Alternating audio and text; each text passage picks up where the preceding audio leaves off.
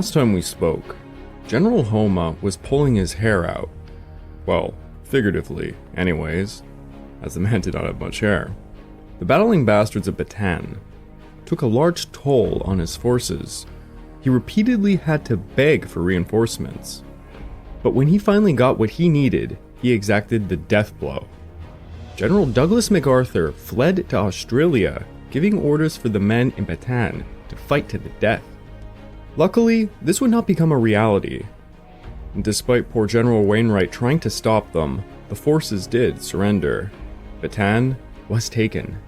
Now all that was left was Corregidor, which would give Homa quite a headache. And alongside this, we heard the horrifying story of the Bataan Death March. But for today, we are venturing back into the Philippines, the Dutch East Indies, and one of the most daring operations yet, the Doolittle Raid. This episode is the Doolittle Raid.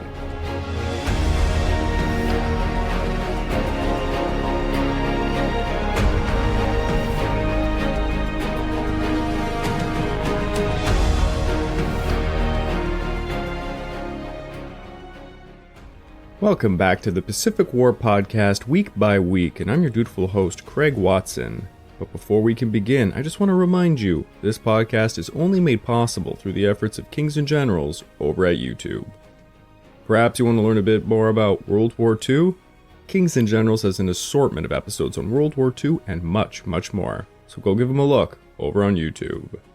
So please, subscribe to Kings and Generals over at YouTube and continue to help us produce this content by checking out www.patreon.com/kingsandgenerals. And hey, after all that, if you're still hungry for some history-related content, why don't you go over to my personal channel, the Pacific War channel over at YouTube, where you can find a few videos going all the way back to the Opium Wars, and some more recent content, such as my series on General Rupertus during the Pacific War. Give it a look, it meant a lot to me. During the first 4 months of the war, General Homa lacked sufficient resources to perform operations on both the northern and southern Philippine Islands. Basically, as long as the struggle was being fought on Luzon, the islands in the south were relatively safe from invasion. Homa did, however, perform limited operations to gain a foothold on Zulu by taking Jolo, and on Mindanao by seizing Davao. And he did have a landing at Zamboanga, and this occurred all the way back in early March. Now after the fall of Bataan, Homa could now launch operations on the southern islands to gradually complete the conquest of the Philippines entirely. Homa took 2 battle-hardened detachments, the Kawaguchi detachment coming out of Borneo, and the Kawamura detachment coming out of Malaya. The Kawaguchi detachment would hit Cebu, while the Kawamura detachment would hit Panay. Both of these islands were part of a group called the Visayan Islands. They lay between Mindanao and Luzon. The plan was simple. Take these islands before moving on to the larger Mindanao. Brigadier General William Sharp commanded the Visinao-Mindanao Force, and he had his HQ on Cebu. His force was composed almost entirely of Philippine Army troops, around 3 divisions, some provisional units and some constabulary units. Sharp faced the same problem as Luzon. His men were undertrained, lacked numbers, and lacked equipment of all types. There was a massive shortage of blankets, mosquito bars. Each man had an Enfield rifle, but many did not know how to properly use them. Not to mention, most of these rifles were defective and broken down. They had some .30 and .50 caliber machine guns, but many were so defective they had to be disregarded. Spare parts for any of these weapons were lacking, so most of the guns that needed to be repaired were literally just tossed away. They had no anti-tank guns, very little grenades, no gas masks, no steel helmets, and their ammunition supply was basically abysmal. The biggest issue was a serious shortage of artillery. And would you believe this? They did not have enough uniforms to go around. Very, very bad state. General Sharp's original mission was to defend the entire area south of Luzon, but when this became impossible, General MacArthur ordered him to defend Mindanao and its important airfield at Del Monte. If the defense fell apart, he was to establish guerrilla groups in the interior of the islands. Brigadier General Bradford Chenoweth was Sharp's co-equal on the Visayas. Chenoweth had some 20,000 men, 7,000 Panay, under the command of Albert Christie, 6,500 in Cebu, under Colonel Irving Scudder, 3,000 Negroes under Colonel Roger Hillsman, 2,500 in Leyte and Samar under Colonel Theodore Cornell, and 1,000 in Bohol under Lieutenant Colonel Arthur Grims. For over a month, Chenoweth oversaw the construction of airfields, tank obstacles, trenches, gun emplacements, strung wire, and prepared demolitions on Panay and Cebu. Chenoweth also prepared a program called Operation Baos Ao, Get It Back. This was a large-scale movement of supplies into the interior of the islands for later use in guerrilla warfare. Secret caches were established in remote and inaccessible places. This program made the Filipino populace feel quite abandoned and hurt their faith in the American defense of them. On April 5th, Kawaguchi reached the Lingayen Gulf, and from there he made his way to Cebu. By April 9th, Chenoweth received reports of the impending invasion, and he put all of his men on high alert. Kawaguchi's detachment of 4,852 battle-hardened men sailed in 11 transports, escorted by 3 cruisers. The IJN force broke up into 2 convoys, one landing at Cebu City, the other around Toledo.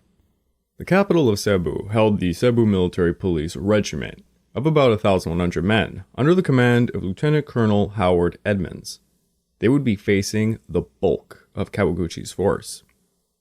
Edmonds was to hold out just long enough to give demolition teams enough time to complete their work, before falling back into the hills.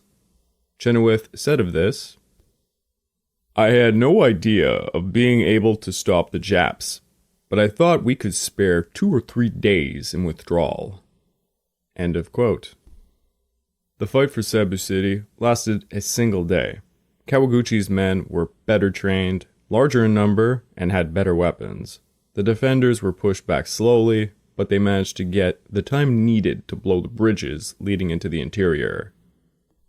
By 5 p.m., the Japanese broke up their actions on the outskirts of the city. Edmund and his men pulled out under the cover of darkness. The Japanese would enjoy equal success over in the western part of the island at Toledo.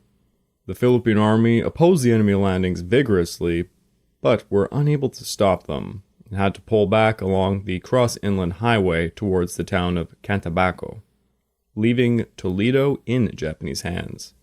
At Cantabaco, midway across the island, the highway splits in 2.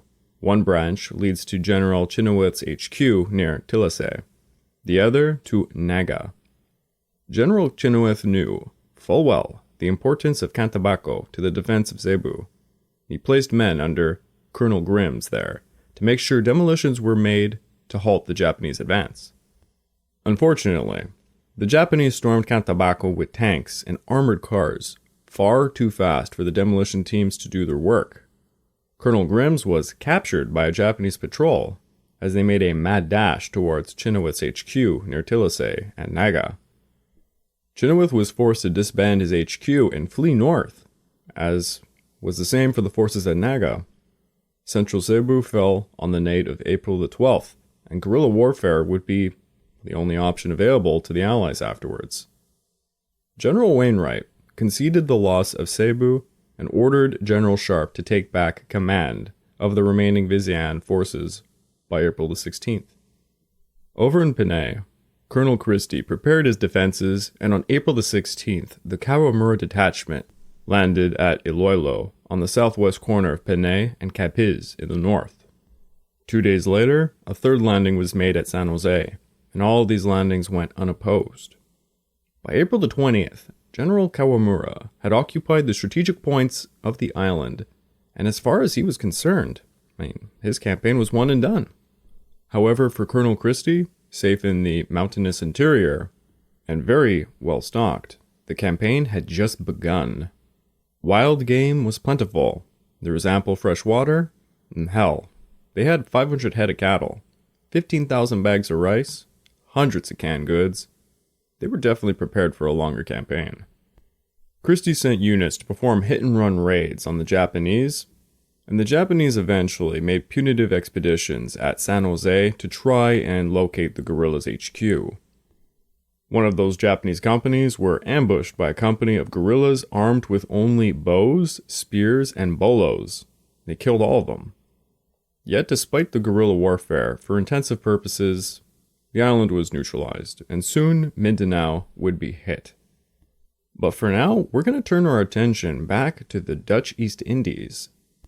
On March the 5th, Imperial General HQ issued Order Number 62 to the Combined Fleet that upon the completion of the Java operation, forces were to annihilate the remaining enemy forces in Dutch-held New Guinea and to occupy strategic points. The objectives of the occupation were to survey the country for possible sites for airfields, anchorages, and locate other oil fields.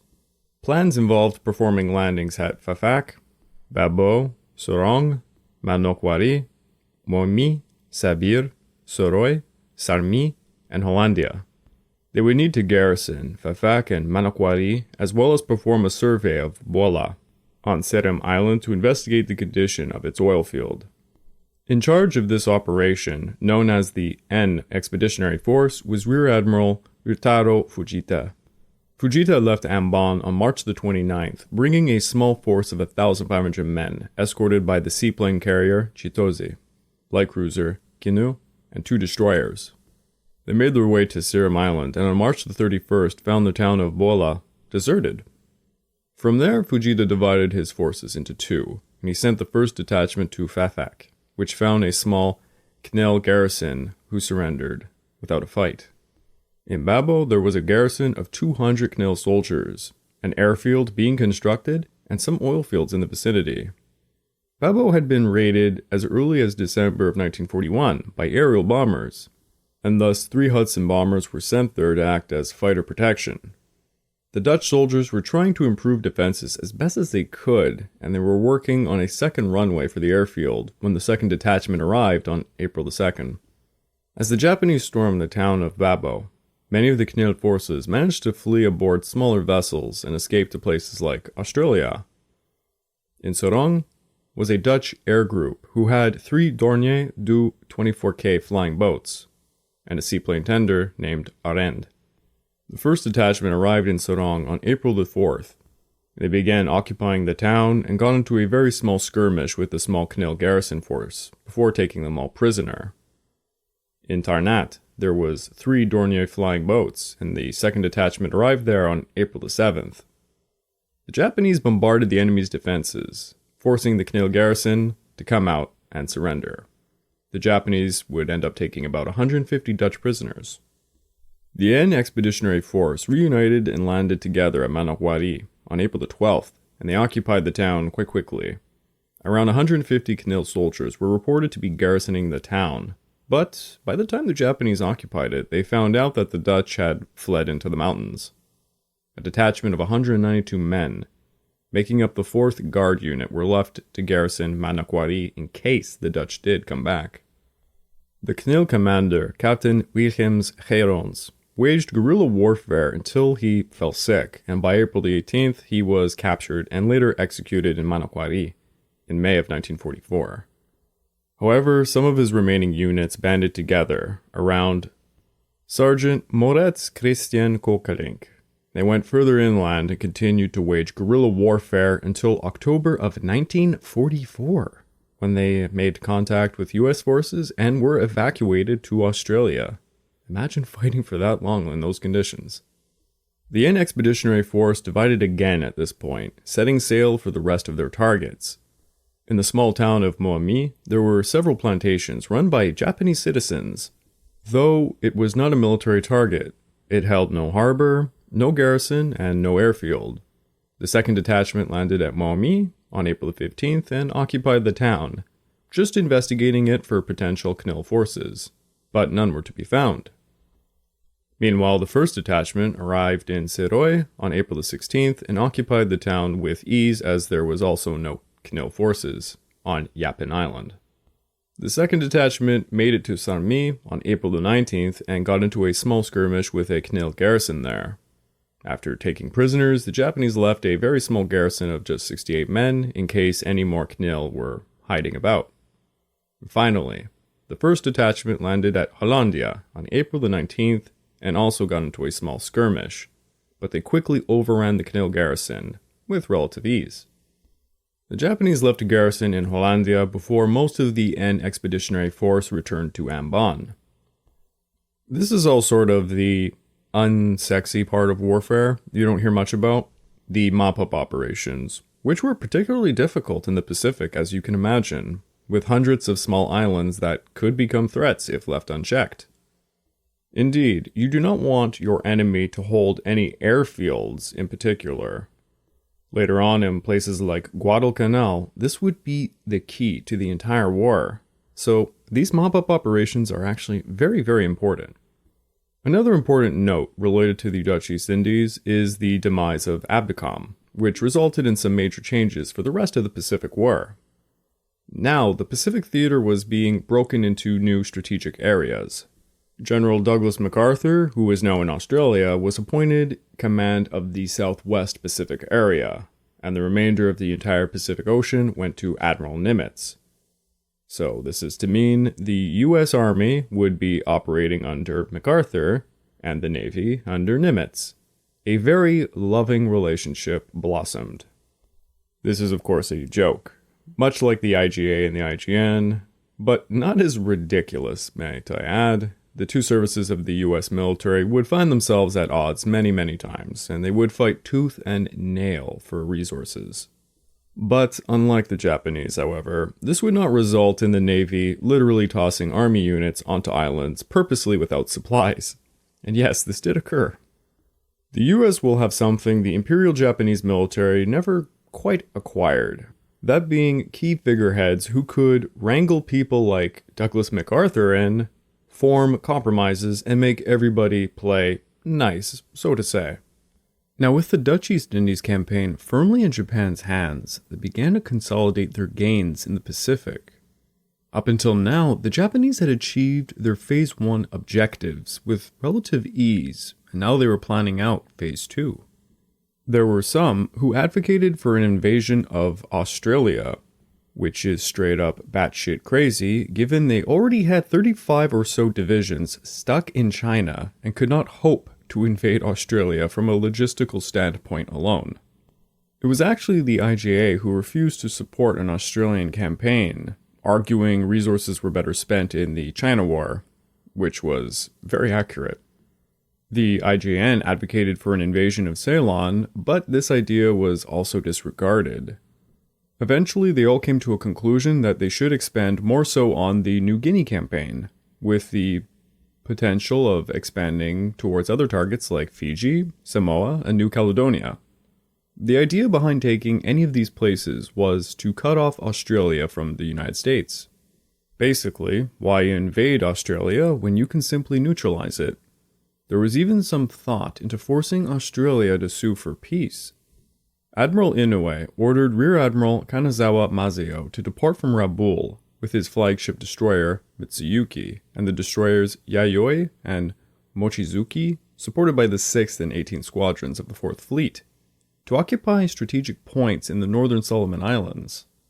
In early March, they had taken Buka Island, where they would begin to build an airfield. Then they occupied Kita and Bougainville, where 20 Australian commandos of the first independent company garrisoning the island retreated further inland before managing to be evacuated.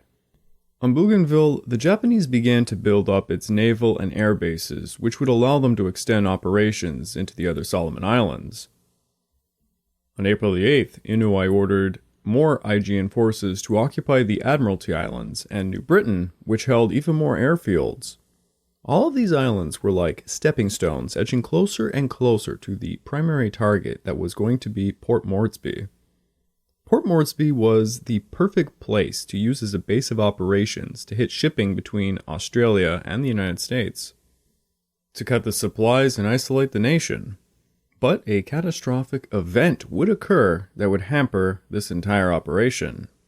Over on the Allied side, places all over the Pacific were being garrisoned, such as Hawaii, New Zealand, Midway, New Caledonia, Fiji, American and Western Samoa, Palmyra, Bora Bora, Wallis, Canton Island, Christmas Island, Tango Tabu, Fanning Island, and Ascension Island.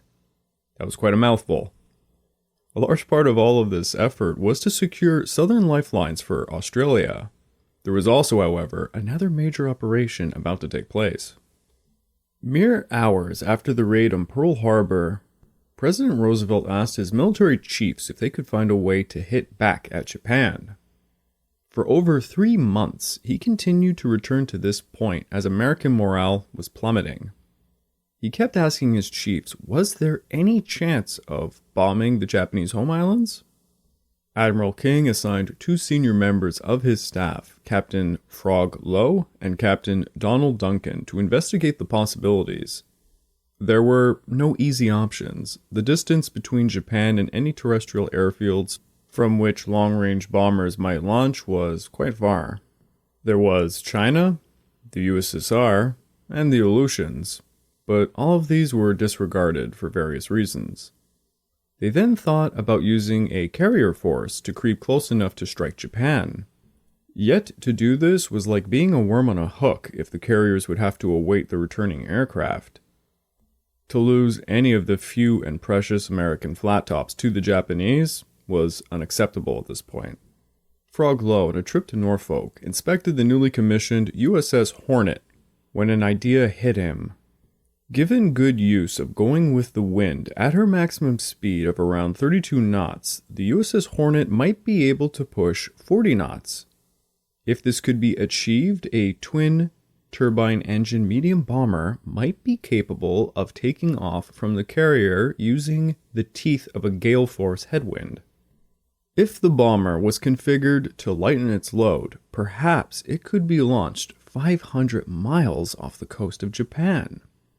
It could drop its payload over a target in Japan and fly past the island towards China, where it could potentially land in friendly territory. The operation would be very risky for the carrier task force and nearly suicidal for the bombers, but it could theoretically work, and it certainly would not be expected by the Japanese. Admiral King described the concept to General Hap Arnold, Chief of the Army Air Force, who was quite eager and willing to try it out. General Arnold chose Lieutenant Colonel James Doolittle, one of the most famous aviators in the United States, to look into the project. Planning was done under utmost secrecy. Doolittle identified the B-25 Mitchell bomber as the best possible plane for the job.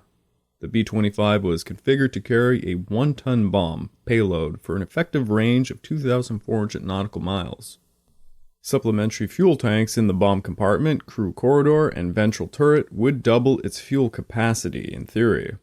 The entire plane would be stripped of everything possible to lighten its weight, including the radio, bottom gun turret, and Norden bomb sight. Lieutenant Henry Miller was assigned to train the bomber crews in short takeoff techniques at Eglin Field, Florida. When Miller showed up to Eglin, he was asked if he had ever flown a B-25, and he said, "No, I've never even seen one." Miller was told the B-25 needed around 110 miles per hour to take off, but on his first day of training, he established the real number was around 65 to 70 miles with its full flaps, a speed that could be achieved on a carrier deck run. Miller planted white flags on the runways, marking a distance at around 200, 300, and 500 feet. Training the pilots to take off was not that hard. It's actually much more difficult to learn how to land on an aircraft carrier, which, fortunately, they would not have to learn. But Doolittle worried, how would the Army pilots' nerves hold up when they stared over that short, wet pitching carrier deck on the rough seas? When Doolittle himself climbed into a B-25 cockpit on the USS Hornet, he was very surprised at how short the deck looked. Lieutenant Miller was sitting beside Doolittle, and he reassured Doolittle he had taken off with much less deck space. Doolittle asked him, "Henry, what name do they use in the Navy for bullshit?" On the first day of April, at the Alameda Naval Air Station in San Francisco Bay, 16 B-25s were loaded onto the USS Hornet, and by April the 2nd, the Hornet pulled out to sea with its escorts: 2 heavy cruisers, 4 destroyers, and a fuel tanker. This was Task Force 18. Many watched the carrier go under the Golden Gate Bridge, seeing it packed with twin-engine medium bombers. Quite a strange sight. The Hornet's crew had been told nothing of their mission, nor their destination. It was rumored they were simply ferrying some B-25s to Pearl Harbor. Despite the rivalry between Army and Navy, the aviators aboard the Hornet got along pretty well. When the Navy crew asked them about their mission, the Army men simply shrugged and looked away. They were ordered not to talk. 11 days out of San Francisco, Task Force 18 met up with the USS Enterprise and her screening force of heavy cruisers Northampton, Salt Lake City, 4 destroyers, and another fuel tanker, designated Task Force 16 under Vice Admiral Bill Hy. It would be Halsey who would assume command of the combined force, and Enterprise's air group would provide protection and reconnaissance for them all. The crew of the Enterprise knew nothing of their mission and were very curious as to why B-25s were on the USS Hornet. Machinist Tom F. Cheek said, "As I flew over Hornet, I looked down and I saw those B-25s packed on the flight deck. Needless to say, I spent the next 3.5 hours wondering about our destination. Tokyo wasn't even considered." Later that very morning, Halsey made a public announcement over Enterprise's loudspeakers. "This force is bound for Tokyo." All of the crews cheered. The combined force took the exact same route Nagumo and the Kido Butai took to hit Pearl Harbor, ironically, but in the opposite direction, of course. Aboard the Hornet, the B-25 airmen were briefed by Lieutenant Commander Chirika, who had served as a naval attaché in Tokyo, and he knew the country very well. They all pored over maps and intelligence reports, identifying major landmarks that could be used for navigation to targets at low altitude. Chirika told them everything he knew about Japanese anti-aircraft defenses. Doolittle would lead the squadron, and they would hit military and industrial targets in Tokyo, Yokohama, Nagoya, Kobe, and Osaka. After dropping their payloads, they would fly into the South China Sea to newly constructed special airfields along the Chinese coast. There, they would land, refuel, and fly off for safer airfields deep in China's interior. The B-25s would be turned over to Chiang Kai-shek's nationalist forces, and the crews would be smuggled back to the United States later on. Doolittle exclaimed, "If we all get to Chongqing, I'll throw us the biggest goddamn party you ever saw." If anyone had to crash land or bail out, they were told to seek out Chinese civilians for help, and all the men were to memorize this phrase, "Lu sa hao mit wei fu yi," which is supposed to mean, "I am an American," though from all the sources I'm reading, it is really a bizarre sentence that was written by some American. It should sound more like, "Wo shi me goyan." When Chirika saw some of the pilots not taking this advice seriously, he warned them that if they were taken prisoner by the Japanese, they could expect to be beheaded by a katana. The ocean was very rough. When the 2 carriers and 4 cruisers refueled from the tankers, 2 men were swept overboard and rescued later on. On April the 18th, the day Hornet was scheduled to launch Doolittle's bombers, the task force breached Yamamoto's small craft picket line. Then at 3:10 a.m., Enterprise's radar picked up 2 blips around 4 miles away to the southwest. Halsey immediately ordered a turn northwest to avoid the vessels before resuming their westerly course. Shortly after the first light, Enterprise launched a search flight and a cap. At around 7:15 a.m., one of the search planes, an SBD, returned and dropped a beanbag message which stated an enemy surface ship at latitude 3604 north and L5310 east had most likely seen the carrier task force. Halsey wanted to get the carriers as close to the target as possible and continued on west. At 7:44 a.m., the Enterprise lookouts made direct visual contact with a small vessel about 2 miles southwest. From the carrier flight decks, the vessel seemed to vanish and reappear because of the heavy sea waves. Halsey ordered cruiser Nashville to destroy the vessel, but there was little hope of taking her out before she radioed back Japan. The vessel was the Nitamaru, a steel-hulled fishing saipan around 90 feet long, taken into the IJN to guard the sea approaches to Japan. The Japanese crew told their skipper, "Two beautiful Japanese carriers passing by." But the skipper looked at the ships and he said back, "Yes, they are beautiful, but they are not ours." The skipper radioed the contact report immediately, and Halsey was notified it had gone out. The jig was up. Halsey had hoped to take the carriers another 150 miles further west, but now he believed they had no other choice but to order an immediate launch. Enterprise flashed the order to Hornet. "Launch planes. To Colonel Doolittle and his gallant command, good luck, and God bless you, Halsey." As the Hornet turned into the wind to make ready, the Nashville raced at the Nitamaru and opened fire with her 6-inch guns. The shells splashed all around the Nitamaru, as described by a crewman named Casey. Shells were tossed like machine gun bullets. Flashes ran around the ship like lights on an electric sign. The plucky little Saipan actually fired back at us with her small caliber deck guns, even though the rounds did not even reach half the distance. The Enterprise likewise sent some Wildcats to strafe the Nitamaru, and they found it surprisingly hard to hit with the sea tossing it up and down. After several passes, the Wildcat pilots reported the ship was hit pretty bad and doubted her crew was still alive. The ship sank shortly after. The crews aboard Enterprise watched the whole thing go down, and it was pretty embarrassing. The Nashville had fired no fewer than 928 6-inch shells at a little Saipan, and the Wildcats spent 1,200 rounds of their .50 caliber ammunition. The Nitamaru's small machine guns even managed to take down an Enterprise SPD, though the pilots were rescued from the sea later. Aboard Hornet, the B-25s were topped off with fuel to make sure even the few pints that may have been evaporated were replaced. Each airplane carried a 500-pound conventional bomb and a 500-pound incendiary bomb. Hornet's captain, Mark Mitcher, shook Doolittle's hand and a photographer snapped a photo. The loudspeakers blared, "Army pilots, man your planes." And so the pilots got into their aircraft. Hornet turned into the wind, which was blasting at 75 knots.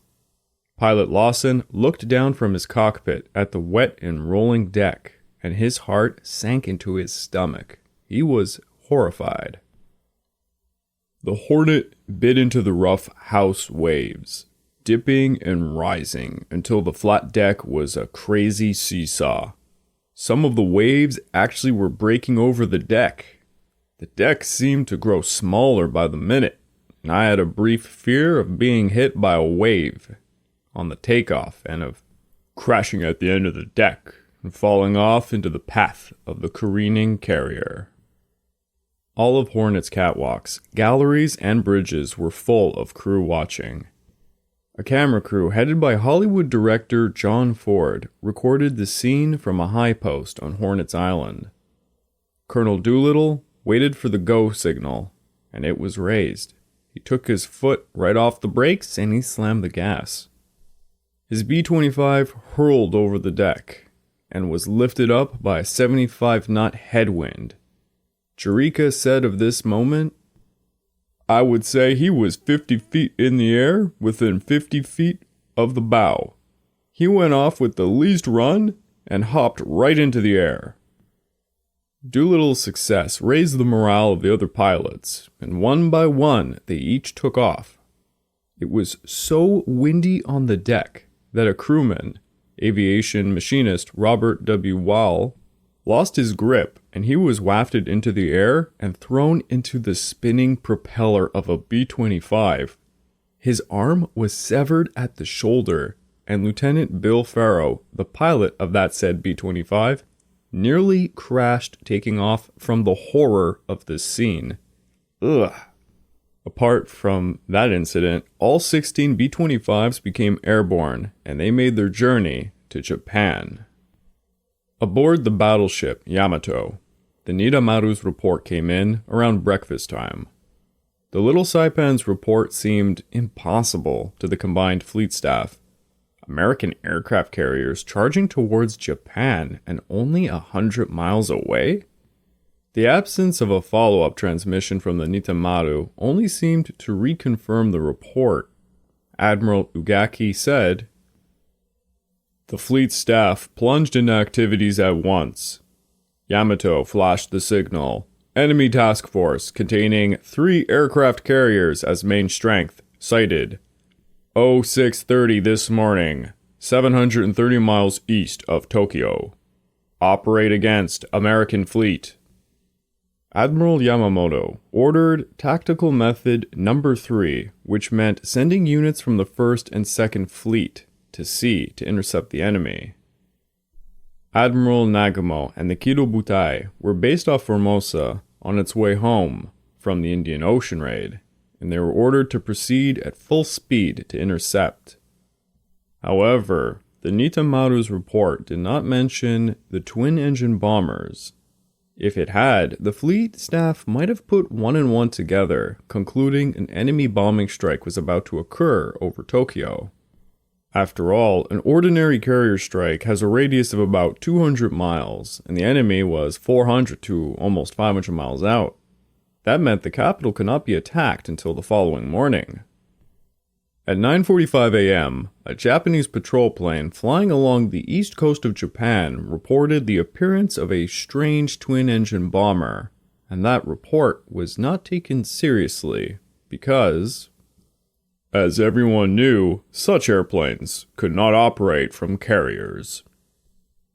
Another report came in about 3 B-25s being sighted, and that report was shrugged off as an obvious error as well. The first bombers arrived over Tokyo Bay, noon on April the 18th, flying at a low altitude to avoid detection from the air or ground to avoid the effective cones of Japan's anti-aircraft batteries.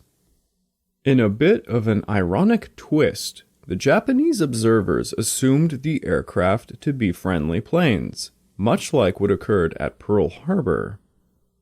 The B-25s passed multiple Japanese military aircraft that made 0 attempts to engage or pursue them. Prime Minister Tojo himself was flying over the bay in an IJA plane that passed near one of the B-25s, and allegedly, a man aboard stated he saw a Caucasian pilot in that plane. A crew member of a naval airfield realized they were enemy planes, and directly overhead. "Everyone at our airfield was in a state of shock, but there was nothing we could do about it. All of our airplanes were lined up on the airfield, but the enemy aircraft didn't even take a look at them. Instead, the attackers disappeared and flew towards Yokohama area." Keiwa Kazue, a civilian employee at the Yokosuka Navy Arsenal, recalled, "The sky was full of the unfamiliar, low-flying, squat black American military aircraft. Anti-aircraft fire exploded in the sky high above. In the dry dock in front of my office, the warship Dio was hit and emitting a ferocious cloud of black smoke. Large numbers of wounded were being carried on stretchers to the infirmary next to the docks." As Kazue watched, he was joined by the commanding officer of the facility, Vice Admiral Ishichi Tsuisuke, who smiled and said, "The enemy is quite something." Doolittle and the first group of B-25s climbed 1,500 feet over Tokyo, and they hit an oil tank, a steel mill, and a power plant. Some of the B-25s flew directly over the Imperial Palace, but Doolittle gave explicit orders not to drop any bombs on the complex, though it could have easily been done. The next waves of B-25s were at a treetop altitude to avoid any fighter patrols and anti-aircraft batteries. Yokohama's oil refineries, warehouses, and dockyards were hit, with one of them causing severe damage to the submarine tender Taigi, which was being converted into the future light aircraft carrier Reiwa. The last flight of 3 bombers dropped their load over Nagoya, hitting the military division HQ, the Atsuta factory, and the Mitsubishi Aircraft Works. In Kobe, the Einoshita Steelworks, Kawasaki Dockyard, Electric Machinery Works, and Kawasaki Aircraft Factory were all hit. All of the pilots also gathered much useful information over facilities and defenses of the cities for future raids. Admiral Yamamoto received a report Tokyo had been bombed from the air, and he became ill. His chief steward, Heijiro Omi, attested to this, claiming he had never seen the admiral look so depressed. Yamamoto retreated to his stateroom and would only emerge several hours later, while Admiral Ugaki took effective command of the fleet. 32 bombers with fighter escort launched out of Yokosuka Naval Base to hunt the carrier task force. A squadron of submarines was dispatched from Truk to sweep north, and Nagumo's Kirobutai fanned out. Despite all of this, as soon as the B-25s had launched, the U.S. Combined Task Force peeled back eastward, and their cap was provided by the USS Enterprise. The Americans would run into some more picket boats, but they were all taken out, albeit not easily, like what had occurred with the Nitamaru. The Americans could also hear the radio traffic from Tokyo, and they knew unless some lucky submarines come across them, they were making a clean getaway. All the men aboard the U.S. ships were listening to Radio Tokyo, hoping to hear about the bombing. At 2 p.m., the English-language broadcaster suddenly cut his script short. There was some mumbling in Japanese, and then the channel fell dead silent. The U.S. crews celebrated joyously, and then after 30 minutes, the announcer came back on the air, speaking in a, quote, shrill, rapid-fire Japanese, and the howl of air raid sirens could be heard in the background. Those who understood Japanese began to translate for the rest of the crews. The announcer said atrocities had been committed. Bombs had hit temples, schools, train stations, and hospitals. 30 schoolchildren were killed, having been strafed. A woman's voice broke in asking the audience to give blood donations. Give your blood, as the men at the front are giving theirs. Your lives are in danger. Your country is in danger. Tomorrow, even tonight, your children may be blown to bits. Give your blood. Save them. Save yourselves. Save Japan. Aboard the Salt Lake City, Robert Casey remarked, "We should have thought the whole of Japan was in ashes." All of the B-25s escaped Japanese territory unscathed, but as the 16 planes made it over the East China Sea, they became widely scattered. Their fuel tanks were running dry. Darkness was gathering in. Doolittle could not pick up the radio beacon intended to guide him to an airfield in Chunchao, and his engines were running on fumes. Doolittle ordered his crew to strap on their parachutes, and they all bailed through the main hatch. 14 other air crews also bailed out all over China. One B-25 turned north towards Russia and managed to land at an airstrip near Vladivostok. The crew was interned by the Soviets for more than a year. Of the 80 pilots who flew the mission, 4 were killed in action. Of the remaining 76, 8 more would be captured by the Japanese. Of those 8, 3 were put on trial for war crimes. The Japanese had accused them of strafing civilians. The 3 men were beheaded. The other 5 spent their lives as prisoners, and another one would die of mistreatment.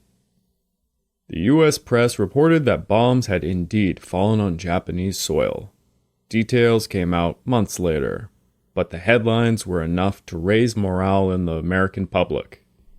In Washington, a reporter asked FDR for the location of the airfield from which these mysterious U.S. bombers had taken off. FDR said, "They came from our new secret base at Shangri-La." The news was very well received as it came a week after the surrender of 78,000 U.S. and Filipino forces in Bataan. The morning after the Doolittle Raid, Japanese state-controlled media recovered its composure. In a pun that must have perplexed the Japanese audience, a radio announcer said the raid was not a do little, but a do nothing raid. Mitsuo Fuchida would later remark that it was much more of a do much raid. Though it was quite brief and relatively small in scale, the Doolittle Raid was interpreted by many Japanese as a very dark omen for the future. Both the IGA and the IGN had suffered a tremendous loss of face. American warplanes had defiled the divine skies above the Emperor's palace, and not a single intruder was shot down. Admiral Ugaki wrote in his diary on April the 20th, "Our homeland has been air raided, and we missed the enemy without firing a shot at him." Admiral Yamamoto remarked, "This is exceedingly regrettable, and it provides a regrettable graphic illustration of the saying that a bungling attack is better than the most skillful defense." The Japanese military leaders investigated every detail and soon figured out how the B-25s did it. By midnight of the 18th, the IGA in China reported crash landings in Zhejiang and Jiangsu provinces. The first American pilots captured gave false information claiming to have flown from the Aleutian Islands or a made-up supercarrier. Ugaki wrote on April 19th, "They never told the truth. We must investigate further, promptly, so that we can take proper measures for the future." 2 days later, he wrote, "American war prisoners captured at Nanchang have been sent to Nanjing, where they told the truth at last." 2 days after that, he wrote, "More truth has been added to the statements of the POWs." So you can imagine what was happening to those captured Americans. The Japanese figured out the B-25s came from US carriers. The IGA would launch Operation Seigo, with the goal of capturing airfields that had been constructed to receive the Doolittle planes.